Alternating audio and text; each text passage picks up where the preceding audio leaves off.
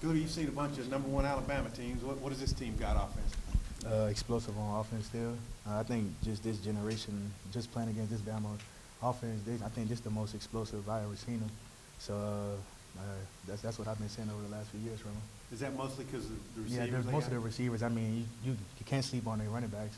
They still the old traditional Alabama running backs, big, strong, physical. So we're gonna get a bit of both. Little opportunity though with Mac Jones instead of Tua. What do you see from him? Without Tua, that's a big difference. Obviously in their passing game. So to me, we feel like we just want to get a lot of pressure in front of Mac Jones' face, make him uncomfortable, get him off the spot. I feel like if we do that, we'll have a chance, just to compete. And you never know at the end what'll happen. John, what's some of the things that Chief has said to motivate you guys in the face of the way the season's going? I mean, Chief, he just was telling us about in the past, when he faced, the #1 Alabama teams and when he was at LSU, just try to motivate us. Like he just keep it real, just tell us it's gonna be a dogfight, which I obviously know that with experience, but just to rally the younger guys who don't, know what they about to get themselves into. What about this quarterback? Tua's not going to be back there. I mean, obviously Mac Jones is a decent quarterback. He running with the 2 deep when he playing at Alabama, but can't sleep on him. I watched him over the years. He got some experience on his belt. I'm pretty sure they're gonna do a good job to get him ready to play against us. So we just got to go out there and execute the game plan. What do y'all need to do to get this season turned back around? Get some wins on you. Trust in the process. I mean, obviously we got a lot of young guys that's playing. They building on experience as we on the run. Like I said in the past, I've been in their shoes and I know how it feels. And you're not gonna turn it around and overnight. It takes some time. It takes process. I feel like as a freshman, you got to put in more than what the coaches give you. So that's basically what I'm trying to get these young guys to understand. It's not just getting the game plan. Just looking at it here. You got to go on and beyond and be a great player.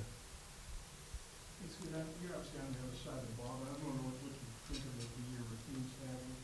When we're on the ball, one of the top rushers, what do you think about it? I know he's playing with a bunch of. Yeah, I mean, me and Rakeem, we close friends. We always hang out with each other every day. So I tell it to him every day, just keep it going. I'm excited for him. Just basically his first year in the conference period, coming out of JUCO. So like I told him, just keep going. I'm excited.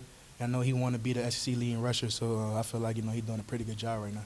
What's he doing to impress you? I think this offseason, he took the weight room more serious. He said when he got here, he never liked to lift weights or whatever when he was in JUCO and at A&M. So I just like how he turned his body around and he become more of a leader on the offensive side of the ball.